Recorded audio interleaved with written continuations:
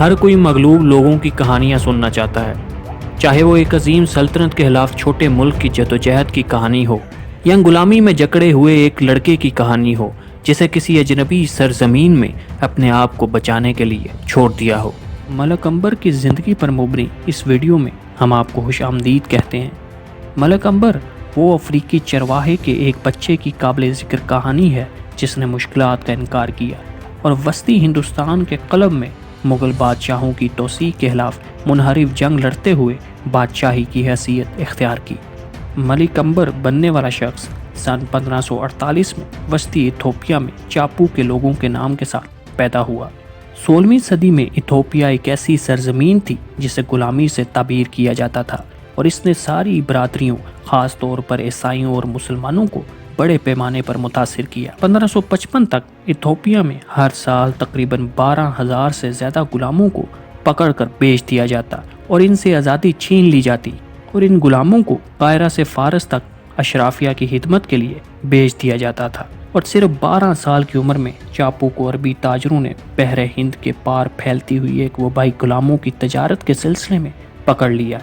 اس نوجوان لڑکے کو یمن کے ساحل پر واقع ایک بندرگاہ کے غلاموں کے بازار میں نیلام کر دیا گیا۔ نوجوان خوفزدہ اور تنہا لڑکا شاید حیران تھا کہ کیا وہ کبھی اپنا گھر یا کنبہ دوبارہ دیکھے گا۔ چاپو کو میر قاسم نامی ایک تاجر کے ہاتھوں فروخت کیا گیا جو اسے بغداد کے ثقافتی مرکز لے گیا۔ میر قاسم البغدادی نے چاپو کو دینی تعلیمات دی اور جس کے نتیجے میں چاپو نے اسلام قبول کر لیا اور پھر اس کی اعلیٰ فکری خوبیوں کو پہچاننے کے بعد اس کو عنبر کا نام دیا۔ وہ ماضی کے ناپید ہونے والے مایا نسلی گروہ سے تھا، ایک گروہ جو اپنے وطن میں ہنرمند جنگجوؤں کی حیثیت سے مشہور تھا اور خطے کے متواتر جنگوں میں رہائشیوں کی حیثیت سے مصروف رہتا تھا۔ میر قاسم نے عنبر کو لکھنا، پڑھنا اور اس کے مالک کی تجارت کے مالیات کا نظم و نسق بھی سکھایا اور تقریباً ایک دہائی کے بعد میر قاسم نے مزید غیر ملکی علاقوں میں زیادہ سے زیادہ کاروباری منصوبوں کی تلاش کے لیے ہندوستان کے قلب میں سفر اختیار کیا اور اپنے ہمراہ عنبر کو بھی لے گیا۔ 1571 میں مالک اور غلام ہندوستان کے مغربی ساحل پر پہنچے اور یہ خطہ دکن کے نام سے جانا جاتا تھا۔ یہ نوجوان لڑکا جو ابھی 20 برس کا تھا بالآخر اس جگہ پہنچا تھا جہاں وہ تاریخ پر اپنی شناخت بنانے والا تھا۔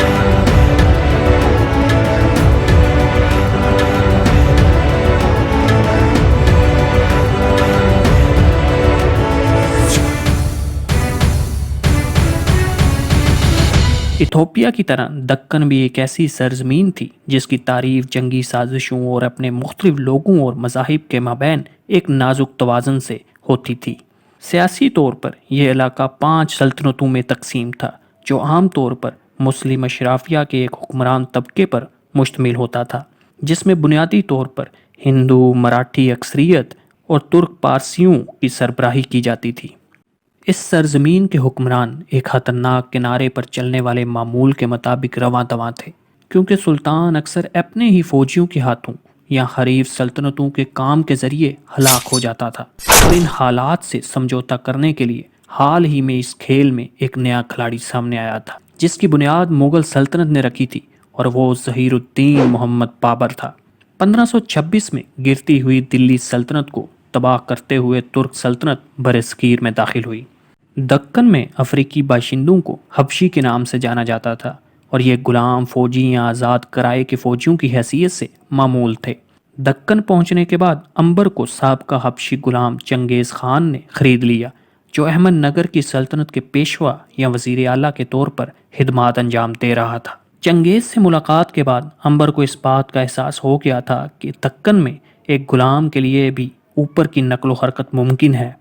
عنبر نے اپنے حبشی ماسٹر کے تحت تربیت حاصل کرنے کے لیے بطور سپاہی خدمت کے اس نئے باب کا آغاز کیا اور وہ زندگی میں اعلیٰ مقام حاصل کرنے کے لیے پرعزم تھا اور عنبر نے جلد ہی چنگیز کو متاثر کر دیا اور جس کے نتیجے میں چنگیز نے اسے قیادت کے لیے تیار کرنے کا فیصلہ کیا اور اسے اپنا ذاتی ساتھی بنانے کا فیصلہ کیا۔ اور جب عنبر کے ماسٹر چنگیز خان کا انتقال ہو گیا تو اس کے ماسٹر کی اہلیہ نے اسے رہا کر دیا۔ اس کی شادی ہو گئی اور آزاد ہونے کے بعد عنبر نے مختصر طور پر بیجے پور کے سلطان کی خدمت کی اور اسی دوران اسے ملک کے لقب سے نوازا گیا، لیکن ملک عنبر نے نظام شاہی فوج کی خدمت میں داخل ہونے سے پہلے ناکافی مدد کا حوالہ دیتے ہوئے اس کو چھوڑ دیا۔ ملک عنبر 1607 سے 1627 تک احمد نگر کے نظام شاہی خاندان کا نائب رہا تھا، اور اس عرصے کے دوران اس نے مرتضی نظام شاہی دوم کی طاقت میں اضافہ کیا اور ایک بڑی فوج کھڑی کی۔ اس نے گھڑ سواروں کی فوج کھڑی کی جو قلیل عرصے میں 150 سے بڑھ کر 7000 ہو گئی تھی، اور شمال سے مغل حملوں کو پسپا کرنے کے لیے اس نے کٹ پتلی سلطانوں کی تقرری کر کے ایک بار پھر احمد نگر کی سلطنت کو زندہ کیا، اور 1610 تک اس کی فوج میں 10,000 حبشی اور 40,000 دکنی شامل تھے۔ اور اگلی دہائی کے دوران ملک عنبر نے مغل بادشاہ جہانگیر کی سلطنت پر قبضہ کرنے کی کوششوں کا مقابلہ کیا اور جہانگیر کو شکست دی۔ ملک عنبر نے دارالحکومت کو پاراندہ سے تبدیل کر کے جھومر بنا دیا اور ایک نیا شہر خدکی کی بنیاد رکھی، جسے بعد میں شہنشاہ اورنگ زیب نے اورنگ آباد میں تبدیل کر دیا جب اس نے 1658 سے لے کر 1707 تک دکن پر حملے کیے تھے۔ ملک عنبر کو دکن کے خطے میں گوریلا جنگ کے حامیوں میں سے ایک کہا جاتا تھا۔ ملک عنبر نے شاہ جہاں کی بحری بیڑوں میں اضافے کے لیے مدد کی، جو وہ اپنی سوتیلی ماں نور جہاں کے لیے استعمال کرنا چاہتا تھا، کیونکہ نور جہاں اپنے داماد کو تخت پر بٹھانے کے عزائم میں تھی۔ ملک عنبر نے احمد نگر کے سلطانوں کو بھی کچھ ساکھ بخشی تھی، جنہیں پہلے مغلوں نے محکوم کر دیا تھا۔ تاہم اس کے بعد ملک عنبر کو شکست کا سامنا کرنا پڑا جب شاہ جہاں نے احمد نگر کے خلاف ایک بہت بڑی فوج کی قیادت کی، اور بعد میں ملک عنبر نے ہتھیار ڈالنے کے اشارے کے طور پر مغلوں کو بیرار اور احمد نگر پر مکمل کنٹرول کی پیشکش کی۔ ملک عنبر نے اس کے بعد مغل جنرل خانان کو شکست دی اور متعدد بار احمد نگر پر حملے بھی کیے۔ لکھو جی جادو راؤ، ملو جی بھوسلے، شاہ جی بھوسلے اور دیگر دوسرے مراٹھا سرداروں کو اس عرصے میں بڑی شہرت ملی تھی، اور پھر ان مراٹھا سرداروں کی مدد سے ملک عنبر نے احمد نگر کے قلعے اور قصبے مغلوں سے قبضے میں لے لیے تھے۔ لیکن پھر ایک لڑائی میں ملک عنبر کو مغلوں نے شکست دے دی، اور پھر اسے احمد نگر کا قلعہ مغلوں کے سپرد کرنا پڑا، اور اس کے بعد متعدد مراٹھا سردار اور خاص طور پر لکھو جی جادو راؤ اور رانو جی وابلے مغلوں میں شامل ہو گئے۔ شاہ جہاں نے ایک بار پھر ایک لڑائی میں ملک عنبر کو زبردست دھچکا دیا، اور جس کی وجہ سے اس کی طاقت میں مزید کمی کر دی۔ ملک عنبر 1626 میں 80 سال کی عمر میں انتقال کر گیا، اور اس کی 2 بیٹیاں اور 2 بیٹے فتح خان اور چنگیز خان تھے۔ فتح خان اپنے والد کے بعد نظام شاہوں کا نائب مقرر ہوا، تاہم وہ اپنے والد کی طرح سیاسی اور فوجی صلاحیت کا مالک نہ تھا، اور سلطنت کے اندر اندرونی جدوجہد کے سلسلے کے ذریعے، جس میں فتح خان نے اپنے بھتیجے سلطان برہان نظام شاہ سوم کو قتل کیا تھا، اور پھر سلطنت ملک عنبر کی موت کے 10 سالوں کے اندر مغل سلطنت کا شکار ہو گئی، اور سن 1636 میں مغل بادشاہ شاہ جہاں کی افواج نے بالآخر 30 سال سے زیادہ عرصے کی اس جنگ کا احمد نگر کو قبضے میں لے کر خاتمہ کر دیا۔ ملک عنبر نے فن تعمیر کے لیے مضبوط محبت اور قابلیت کا احترام کیا ہے۔ ملک عنبر نے 1610 میں خدکی شہر کی بنیاد رکھی۔ 1626 میں ان کی وفات کے بعد ان کے بیٹے فتح خان نے اس شہر کا نام فتح پور رکھ دیا۔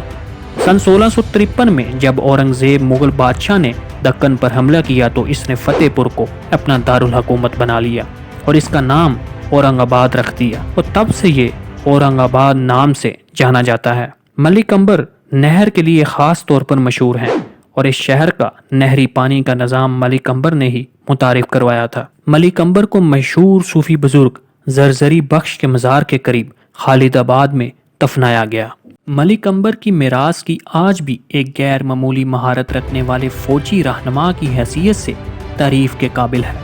اور اس نے مستقل طور پر ایک سلطنت کو ناکام بنا دیا اور 4 دہائیوں تک اس سلطنت کو متعدد بار نقصان پہنچایا۔ آج بھی دکن میں اس کے جسمانی نقوش موجود ہیں۔ اورنگ آباد کا جدید شہر خود اس کا ایک عہد ہے جسے اس نے اپنے دور حکومت میں تعمیر کیا تھا، اور اس کا مقبرہ ایک ایسے وقت کی یاد دہانی ہے جب ایک افریقی غلام نے ہندوستان کے دل پر حکومت کی تھی۔